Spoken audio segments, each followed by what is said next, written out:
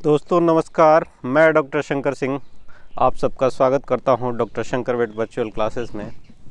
आज हम लोग मिल्क फीवर का सिम्टम क्या है और किस तरह से बाकी की बीमारियों से इसे डिफ्रेंशिएट करेंगे और इसका किस तरह से थेरेपेटिक अप्रोच लेंगे, इस बात की चर्चा इस वीडियो के माध्यम से करने वाले हैं। पिछले पॉडकास्ट में हमने सारे फैक्टर्स बताए थे कि क्या क्या पॉसिबल फैक्टर हैं जिनके चलते लार्ज एनिमल में मिल्क फीवर होता है, और आप लोग काफ़ी दिनों से इंतज़ार कर रहे थे कि कब दूसरा पार्ट मिल्क फीवर का आएगा। तो आज मैं आप लोगों के लिए इस वीडियो से जो बेस्ट नॉलेज है मिल्क फीवर से रिलेटेड उसको साझा करने वाला हूं। तो सिम्टम की अगर बात करें तो आप लोग जैसे जानते हैं कि हिस्ट्री इम्पॉर्टेंट है। तो पिछले पार्ट में हमने बताया था कि क्या क्या फैक्टर हैं। तो पहला हिस्ट्री ये लिया जाता है जब भी आप मिल्क फीवर सस्पेक्ट कर रहे हैं कि विदिन 24 आवर या 48 आवर आपको पार्चुरेशन के सिम्टम मिल रहे हैं क्या। अगर विदिन 24 या 48 आवर क्लिनिकल सिम्टम मिलते हैं पार्चुरेशन के, तो आपको मिल्क फीवर के लिए सस्पेक्ट करना चाहिए। या गाय या भैंस उस समय हीट में आई है क्या, या और जो फैक्टर्स हमने बताए हैं वो उसको कोलैबोरेट करते हैं क्या, तो वहाँ पे आपको मिल्क फीवर के लिए सस्पेक्ट करना चाहिए। आप लोग जानते हैं कि मिल्क फीवर को 3 स्टेज में डिवाइड किया जाता है, स्टेज 1, स्टेज 2, स्टेज 3।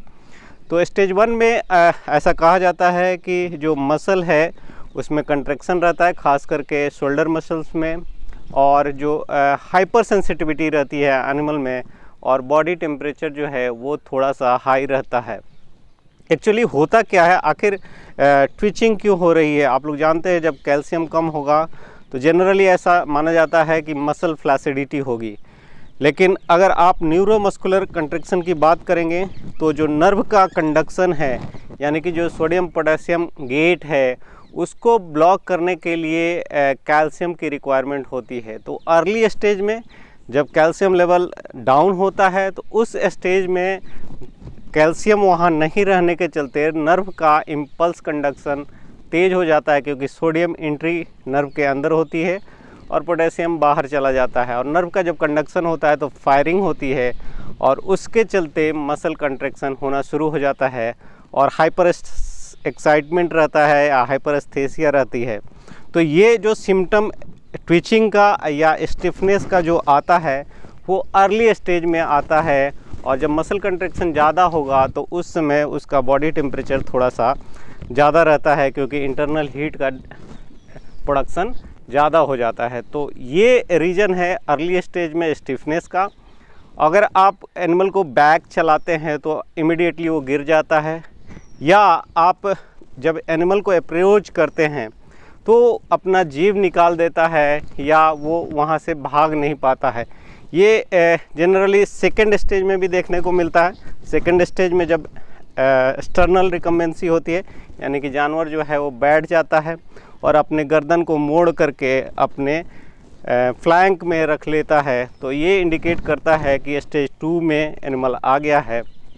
और यहाँ पे आप देखेंगे कि स्टेज 2 में जब आप एनिमल को अप्रोच करते हैं तो गर्दन वो थोड़ी देर के लिए सीधा करता है, डिपेंड करता है कि उसका कैल्शियम का लेवल क्या है। तो थोड़ी देर के लिए सीधा करता है और जीभ को निकालता है, मुंह को खोलता है। इसको गिव अप साइन कहते हैं, यानी कि एनिमल जो है वो उठना चाहता है, आपसे डरता है, जिसे डरना कहते हैं, डरता है लेकिन वो उठ नहीं पाता है, तो ये गिव अप करता है, और ये इंडिकेट करता है कि वो एनिमल जो है वो हाइपोकैल्सीमिक है। सेकेंड स्टेज में और जो आप देखते हैं कि जो बॉडी टेम्परेचर है वहाँ डाउन हो जाता है, मसल की फ्लासिडिटी हो जाती है, यानी कि पैरालाइज टाइप का एनिमल हो जाता है, वो खड़े होने में सक्षम नहीं रहता है। तो मैं कह रहा था कि अर्ली स्टेज में इम्पल्स का कंडक्शन बढ़ जाता है, लेकिन जो न्यूरोमस्कुलर जंक्शन है वहाँ पे एसिटाइल कोलिन के रिलीज़ होने के लिए भी कैल्शियम की रिक्वायरमेंट होती है। लेकिन फर्दर जब एक लेवल के बाद कैल्शियम कम हो जाता है तो वहाँ पे कैल्शियम कम होने के चलते न्यूरोमस्कुलर जंक्शन पे एसिटाइल कोलिन का रिलीज़ नहीं होता है, और अल्टीमेटली जो एनिमल है वो फ्लैसिडिटी में आ जाता है, यानी कि पैरालिसिस जैसा सिचुएशन पैदा होने लगता है। यानी कि ये डिपेंड करता है कि किस स्टेज में कितना कैल्शियम कम है तो कौन सा स्टेज आएगा। तो यहाँ पे फ्लैसिडिटी होती है, और जब फ्लैसिडिटी होगी तो मसल का कंट्रैक्शन नहीं होगा। मसल कंट्रैक्शन नहीं होगा तो हीट जनरेशन भी नहीं होगा। दूसरा जो कैल्शियम का रोल है, ये बॉडी टेम्परेचर को रेगुलेट करने में भी सहायक होता है। यानी कि हाइपोथैलेमस में जो सेट पॉइंट होता है उसको ये मेंटेन करता है। लेकिन जब कैल्शियम लेवल डाउन हो जाता है तो एक तो मसल का कंट्रैक्शन नहीं हो रहा है, दूसरा सेट पॉइंट भी चेंज हो जाता है। यानी कि जो बॉडी टेम्परेचर है उसका होम्योथर्मी वाला सिचुएशन नहीं रह जाता है। तो जब होम्योथर्मी का सिचुएशन नहीं रहेगा तो बॉडी टेम्परेचर जो है वो इन्वायरमेंट से इन्फ्लुएंस होगा।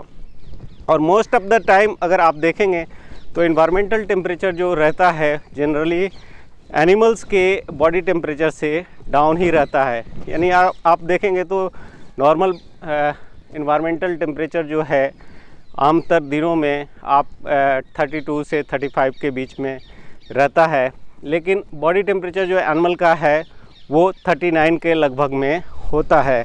तो ये इंडिकेट करता है कि इन्वायरमेंट का टेम्परेचर कम है और बॉडी टेम्परेचर ज़्यादा है, यानी कि हीट का डेसिपेशन होगा और अल्टीमेटली एनिमल जो है वो हाइपोथर्मिया की तरफ चला जाता है, उसका बॉडी टेम्परेचर जो है वो डाउन हो जाता है। तो ये रीज़न है। लेकिन अगर आपका एनिमल धूप में पड़ा हुआ है या जून और जुलाई का महीना है जहां इन्वायरमेंटल टेम्परेचर ऑलरेडी 42, 43 चल रहा है या 44 चल रहा है, उस सिचुएशन में बॉडी टेम्परेचर हाई भी मिलता है। मिल्क फीवर में आपको 106, 108 टेम्परेचर मिलेगा।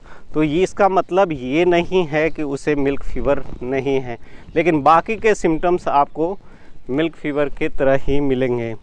तो हाइपोथर्मिया के साथ साथ आपको अगर एक्सटर्नल रिकम्बेंसी है और साथ ही साथ वो गर्दन को अपने पेट पे चढ़ा के रखती है, यानी फ्लैंक में मोड़ के रखती है और वो खड़े होने में सक्षम नहीं है, तो ये इंडिकेट करता है कि उसका स्टेज 2 का मिल्क फीवर चल रहा है। स्टेज 3 में वो लेटरल रिकम्बेंसी में चली जाती है और वो बिल्कुल ही अपने आप को संभाल नहीं पाती है, और यहाँ एनिमल जो है अगर ट्रीट नहीं किया जाए जल्दी से तो वो क्रिटिकल हो जाता है और कोलैप्स हो जाता है।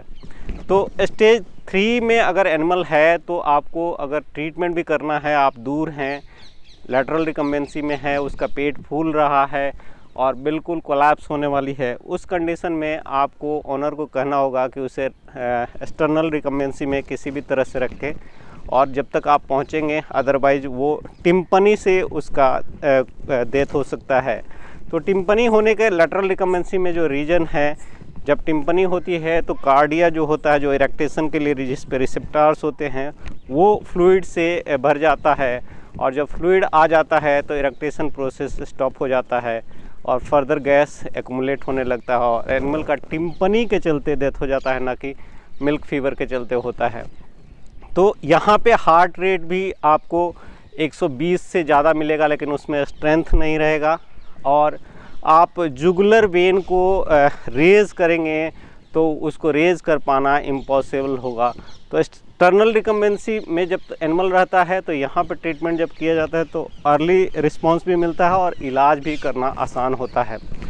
तो 3 स्टेज अगर आपको मिलता है, इसके साथ साथ हाइपोथर्मिया भी है या जैसे मैं बता रहा था बाहर का टेम्परेचर ज़्यादा है तो आपको हाइपरथर्मिया मिल सकता है, यानी बॉडी टेम्परेचर बढ़ा हुआ मिल सकता है, तो आपको मिल्क फीवर के लिए सस्पेक्ट करना चाहिए।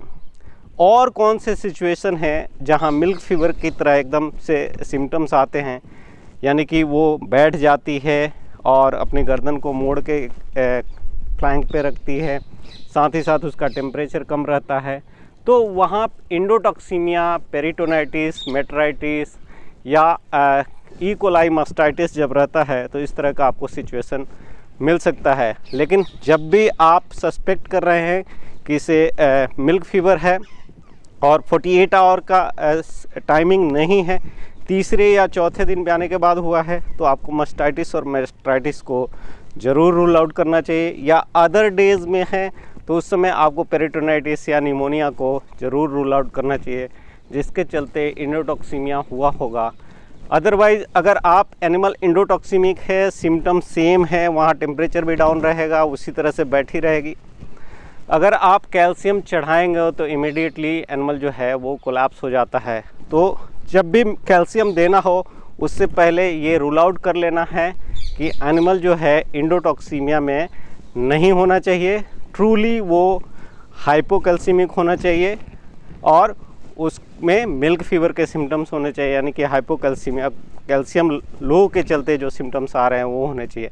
सेम सिचुएशन ग्रेन इंगॉजमेंट में भी आता है। तो अगर आपकी हिस्ट्री इंडिकेट कर रही है कि एनिमल में ग्रेन इंगॉजमेंट है तो उस सिचुएशन में आप कैल्शियम चढ़ा सकते हैं और फिर वो एनिमल इम्प्रूव हो जाता है और ग्रेन इंगॉजमेंट का आपको ट्रीटमेंट करना होता है। तो आइए अब देखते हैं कि ट्रीटमेंट क्या है। जैसा कि आप लोग जानते हैं कि इसका ट्रीटमेंट जो है कैल्शियम बोरोग्लूकोनेट से किया जाता है और मिराकल की तरह, जादू की तरह इसमें रिकवरी मिलती है। तो कैल्शियम बोरोग्लूकोनेट आपको चढ़ाना है तो जो मैं बातें बता रहा था उन चीज़ों को आपको ध्यान में रखना है। लोगों को लगता है कि मुझे कितना चढ़ाना चाहिए। एज ए थंब रूल अगर आप बात करें तो 1 ml 1 kg के लिए जो अपने पास 23% कैल्शियम बोरोग्लूकोनेट का प्रिपरेशन आता है या 18 से 23% का आता है, उसका डोज होता है। यानी कि 400 किलो की गाय या भैंस है तो 400 ml चढ़ाना चाहिए। 400 ml में से भी आप 1/3 जो है उसको सबक्यूटेनियस रूट से देंगे, बाकी का उसको इंट्रावेनस स्लो रेट से दिया जाता है। और जो देने का रेट होता है यानी कि 400 ml या 300 ml आपको जो चढ़ाना है वो 10 से 12 मिनट लगना चाहिए। इससे फास्ट भी नहीं देना है और इससे डिले भी नहीं करना है, अदरवाइज आपको प्रॉपर रिस्पांस नहीं मिलेगा। ज़्यादा कैल्शियम चढ़ाएंगे तो उससे भी नुकसान है। कुछ लोग 2 बोतल 3 बोतल चढ़ाते हैं। लगातार ओवर कैल्शियम चढ़ाने से वो साइक्लर बन जाती है, यानी कि आप बार बार कैल्शियम चढ़ाएंगे तो मैं पहले जो बता रहा था कि किस तरह से रिसेप्टर काम करते हैं, किस तरह से पैराथर्मोन हार्मोन जो निकलता है वो ब्लॉक हो जाता है और बोन से कैल्शियम का मोबिलाइजेशन नहीं होता है। तो इस सिचुएशन में आप अगर कई बोतल एक साथ कैल्शियम चढ़ा देते हैं तो उस समय तो वो ठीक हो जाती है, फिर अगले दिन वो मिल्क फीवर का सिम्टम फिर लेके आती है। फिर आप कैल्शियम चढ़ाते हैं, फिर ठीक हो जाती है, फिर मिल्क फीवर का सिम्टम अगले दिन आता है। तो इसे साइक्लर कहते हैं। तो ये सिचुएशन को अवॉइड करने के लिए आपको जो रिक्वायरमेंट है उतना ही कैल्शियम देना होता है, उससे ज़्यादा नहीं देना होता है। यानी कि 400 ml कैल्शियम बोरोग्लूकोनेट या कैल्शियम मैग्नीशियम बोरोग्लूकोनेट दोनों आप दे सकते हैं। कुछ लोग क्या करते हैं कि इसमें साथ में स्टेरॉयड दे देते हैं। अगर आप स्टेरॉयड देंगे तो कैल्शियम का इफ़ेक्ट नहीं आएगा, ये मैंने आपको फैक्टर में बताया है। इसी तरह से वो चीज़ें जो एंटीबायोटिक अमाइनोग्लाइकोसाइड्स हैं या जो अल्कलाइजर्स हैं जैसे सोडियम बाइकार्बोनेट हो गया या रिंगर्स लैक्टेट हो गया या डेक्सट्रोज के साथ रिंगर लैक्टेट के कॉम्बिनेशन में जो आते हैं, जो हाइपरटोनिक सॉल्यूशन आते हैं, उनका इस्तेमाल भी यहाँ अवॉइड करना चाहिए। अदरवाइज़ कैल्शियम का आयोनाइजेशन नहीं होगा और आपका ट्रीटमेंट के बाद भी उस एनिमल में रिकवरी उस तरह से नहीं मिलेगी। तो आप यहाँ सिस्टेमिक एसिडिफायर ऐड ऑन कर सकते हैं। सिस्टेमिक एसिडिफायर में एस्कॉर्बिक एसिड आता है, उसका इस्तेमाल करें या सोडियम एसिड फॉस्फेट का इस्तेमाल आप कर सकते हैं।